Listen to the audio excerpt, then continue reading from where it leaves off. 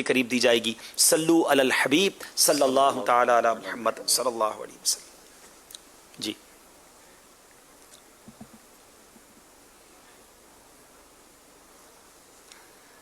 عبدالحبیب بھائی، آپ سے میرا یہ سوال ہے، آپ مسجد نبوی کا کوئی یادگار واقعہ سنائیں جو آپ کو بھولتا نہ ہو اور وہ واقعہ بہت اچھا بھی لگتا ہو. مسجد نبوی شریف کا کون سی بات ہے جو اچھی نہیں لگے گی؟ ہر ہی لمحہ بڑا اچھا ہوتا ہے. دنیا دیاں سفراں تو بندہ تھک بھی تے جاندا ہے، نالے اک بھی تے جاندا ہے، پر سفر مدینے دا ہر وار بڑا سونا.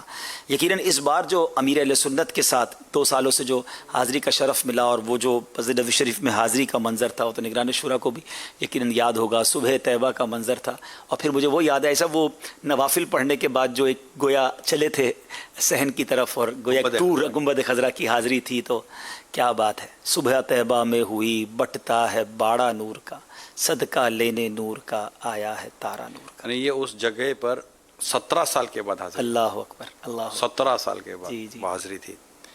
اور پھر وہاں پر کافی دیر تک بیٹھ کر آپ نعتیں دعائیں پڑھتے رہے. میں آپ لوگ آگے تھے. جی جی، بڑا منظر تھا، بڑا پیچھے منظر کی تھا. طرف بیٹھا ہوا یعنی وہاں ایک میں آپ کو خوبصورت بات بتاؤں ناظرین، ایک تو صبح کو وقت تھا، اور جو چھتریاں ہیں پہلی چھتریوں کے پیچھے والی جو امبریلا ہیں صحن حرم، وہاں ہوا یہ کہ الحمدللہ یہ بڑی انڈرسٹینڈنگ تھی. مجھے بڑا اچھا بھی لگا اس میں کہ سبھی لوگ الگ الگ ہو گئے نا. امیر اہل سنت کو گویا تنہا ایک طرح سے چھوڑ دیا گیا، اور پھر سب اپنے اپنے وظائف میں، کوئی نعتیں پڑھ رہا ہے، کوئی دعائیں کر رہا ہے، کوئی آنسو بہا رہا ہے، کوئی نوافل پڑھ رہا ہے. تو ایک منظر تھا کہ کیا بات ہے نبی پاک کی بارگاہ میں حاضری کا. سبحان اللہ، سبحان یہ جگہ ہے ایسی ہائے ہائے کہ وہاں مطلب کہ وہ بیگانہ بن کے جاؤں. تو جس کو کہتے ہیں نا کہ میں تنہائی چاہتا ہوں، ہائے ہائے میں رسول پاک صلی اللہ تعالی علیہ وسلم کے ساتھ میں تنہائی چاہتا ہوں، میں آقا سے کچھ بات کرنا چاہتا ہوں.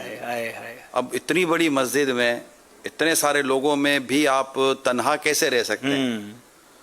نہیں، میں نے سیکھا اس سے، کیونکہ آپ سب قریب نہیں گئے. امیر اہل سنت حالانکہ شہزادہ حضور بھی تھے، جانشین اتار بھی تھے، آپ بھی تھے، اور اراکین شورا بھی تھے، لیکن سب سپریٹ ہو کے بیٹھ گئے. یہ تو سرکار کی بارگاہ نازل ہے، چاہے وقت کا کتنے ہی بڑے بزرگ چاہیں، جا تو اپنے آقا کی بارگاہ میں رہے نا. اور ہر شخص گویا کے عاشق غلام یہ چاہے گا کہ یہ گھڑی جو مجھے ملی ہے تو میں اس گھڑیوں کو اکیلے میں گزاروں. آپ کی بات کو ایک شعر میں بیان کروں، پھر طرز میں بھی سنا دیں. انہیں ہم دل ہی دل میں حال دل اپنا سنائیں گے، زمانے کی نگاہوں سے بچا کر ان کے کوچے میں. انہیں ہم دل ہی دل میں اپنا سنائیں گے انشاءاللہ، اپنا سنائیں گے انشاءاللہ. زمانے کی نگاہوں سے بچا کر ان کے کوچے میں کبھی ہم گنبد خضرا کو دیکھیں کہ کبھی خود کو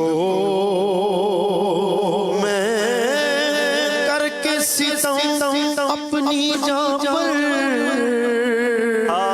قرآن سے جاؤں کا پڑھ کر آیا ہوں بہت شرمندہ سا.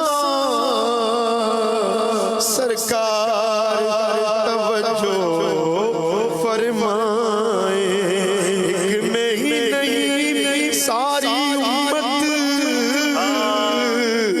ساری دنیا، ساری خلقت تکتی ہے رستہ رحمت کا. سرکار توجہ فرمائے. یا رسول اللہ، اگر تم نہ سنو گے تو میری کون سنے گا؟ اگر تم نہ کرو گے تو کرم کون کرے گا؟ ایک بدے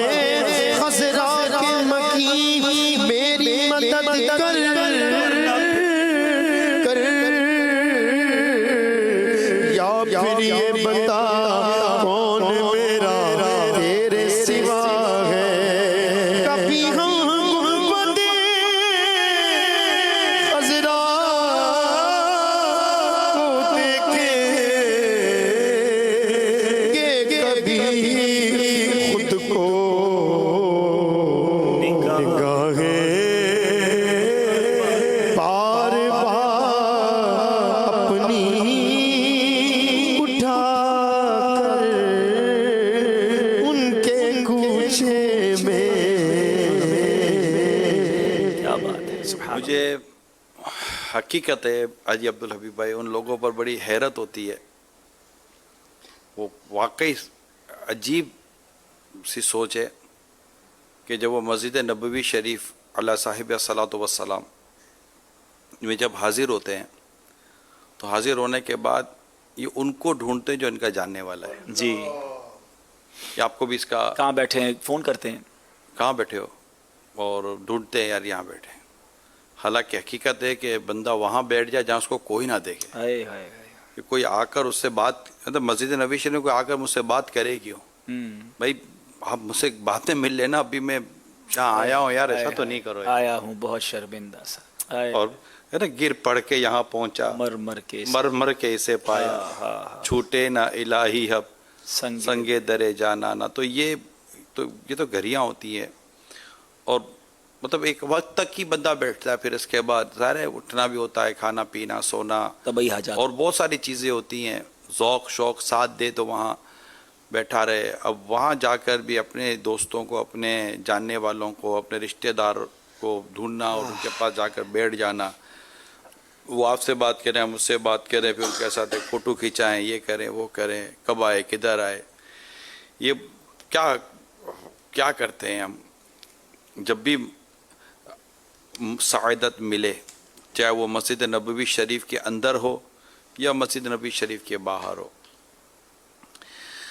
آپ کو کوئی اپنا جاننے والا نظر آتا ہے تو آپ کا ہو سکتا ہے کہ یہ شوق ہو کہ میں جا کے اس کے پاس بیٹھ جاؤں، مگر ہو سکتا ہے کہ اس کا اپنا ہی ذہن نہ ہو کہ میں کسی اور کے ساتھ بیٹھوں.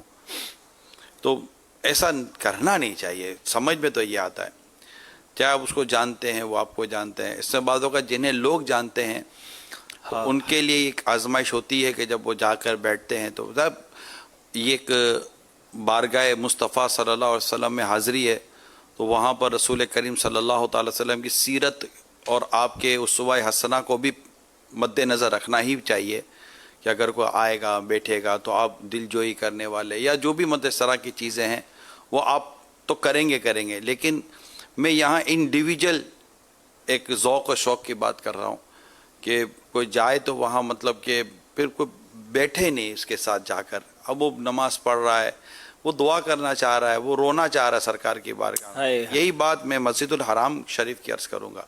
کعبہ شریف کے سامنے بیٹھے، اب وہ مستجاب کے سامنے کہیں بھی حاضر ہے، وہ تصور کیے ہوئے ہے، اپنے رب سے کچھ عرض کرنا چاہ رہا ہے، وہ بات کرنا ہے، وہ رونا چاہ رہا ہے. اب اس کو دو آدمی ساتھ بیٹھے ہو تو اس کو تکلف ہو جاتا ہے. میں نہیں کہ یار لوگ نہیں وہ اس سے بن پڑتا. تو میرا مشورہ یہی ہے کہ یہ وہ جگہ ہے جہاں پر تنہا چھوڑ دیں. طواف کرتے کرتے بھی تنہا چھوڑ دیں. یعنی بالکل جیسے کہ آپ گروپ کے ساتھ ہیں تو تھوڑا سا نکل آئیں اکیلے ہو جائیں. اب وہاں تو ہزاروں لاکھوں لوگ طواف کر رہے ہوتے ہیں نا، اکیلے ہر کوئی آپ کو تھوڑی جان رہا ہوتا ہے اور بہت سارے نہیں، وہ آپ کو تو کوئی جان نہیں رہا ہوتا. اب آپ طواف کریں اور ادھر وہ انڈونیشین ہوگا، ادھر افریقن ہوگا، آگے ملیشین ہوگا، پیچھے ترکی والا ہوگا. آپ اپنا مطلب کہ یاد کرتے رہیں، اپنے وہ ہو جاتا. اور اس طرح یہ کچھ چیزیں ہیں جو ذہنوں میں ہوتی ہیں. اگرچہ وہاں جانے کے بعد بعض اوقات انسان ہے اس کی کیفیتیں ویسی نہیں رہتی، اس کا ذوق و شوق ہو سکتا ہے ویسا نہ رہے. لیکن جو میں عرض کر رہا ہوں شاید کئیوں کی بہت زاروں کی ترجمانی کی آپ نے حضور، بالکل ایسا ہی. کئیوں کی ایسی اور بعض ہوں گے کہ جن کو نہیں مطلب ان کی طبیعت کچھ اور ہوتی ہوگی. تو یہ وہ جگہ ہیں کہ جہاں پر بات کرنی ہے، عرض کرنا ہے. اگرچہ اس میں کوئی شک و شبہ کی گنجائش نہیں کہ دور و نزدیک کے سننے والے وہ کان لعل کرامت پہ لاکھوں سلام. اور اللہ سمیع ہے، بصیر ہے، تو ہم اس کے بارگاہ لیکن وہ ایک موقع ہیں، ارمان ہوتا ہے نا بڑے انسان مطلب کہ مدتوں کے بعد سوچا ہوتا ہے کہ پہنچوں گا تو یہ بھی عرض کروں گا، تو یہ بھی بات کروں گا، اور اس وقت پھر موقع نہ ملے تو اور لوگ ڈسٹرب کریں تو ڈسٹربنس ہو جاتی ہے. تو آپ جا کے بیٹھ جائے آدمی، آقا سے عرض کرنا، آقا سے باتیں کرنی ہے، تصور باندھے ایک نا وہ ذہن بنا کر بیٹھ جائے کہ شاید ابھی زیارت ہو جائے گی. سبحان اللہ. یوں تھوڑا ذہن بنا کر بیٹھ جائے، شاید زیارت ہو جائے، کرم ہو جائے، شاید کرم ہو جائے. میں بھی تو اعلیٰ حضرت کا غلام ہوں نا. ہائے ہائے میں بھی تو اعلیٰ حضرت کیا بول رہا ہوں، میں تو رضا کا دامن لے کر پہنچا ہوں. سبحان اللہ. تو اگرچہ ان کے جیسا ذوق شوق اور ان کے جیسی میری کیفیت نہیں ہے، لیکن میری نسبت تو ہے نا یار. کیا بات. نسبت تو میری جلوے رضا تو آج بھی عام ہے نا، کرم تو آج بھی ہوتا ہے جس پر ہوتا ہے. بس وہ وہی بات ہے کہ اللہ پاک ذوق دے اور کرم ہو جائے. اور بہت اچھی آپ نے بات کی کہ اللہ پاک کرے کہ اچھا یہاں ایک اور بھی چیز ہے جب بات چلی ہے کہ ایک تو ہے کہ جس کو ڈھونڈنا ہے دوست ڈھونڈا، کوئی بھی فیم پرسنالٹی آ گئی، چاہے وہ کوئی سیاستدان ہے، چاہے وہ کوئی کھلاڑی ہے، چاہے وہ کوئی عالم دین ہے، چاہے وہ نعت خواں ہے. اب مسجد نبوی شریف میں آپ اچھے خاصے بیٹھے ہوئے ہیں یا حرم شریف میں، اب فوراً لوگ اس کو دیکھیں گے، اس کی طرف لپکیں گے. اچھا وہاں جا کے پھر وہی سیلفی. تو وہاں ایک دو بار میں نے ایک دو لوگوں کو عرض بھی کیا کہ یار بادشاہ کے دربار میں تم کسی غلام پر توجہ کر رہے ہو، ساری توجہ ادھر ہی رکھیں اور وہیں لو لگائے رکھیں. کون آ رہا ہے کون جا رہا ہے اس کو آپ چھوڑیں، بس آپ ہوں اور نبی پاک علیہ الصلوۃ والسلام کی یادیں ہوں. تو اللہ کرے کہ ایسا ذوق ہم سب کو نصیب ہو. امیر علیہ سنت کی کچھ دیر میں جلوہ گری ہوگی، اذان بھی ہوگی. آئیے کال لیتے ہیں.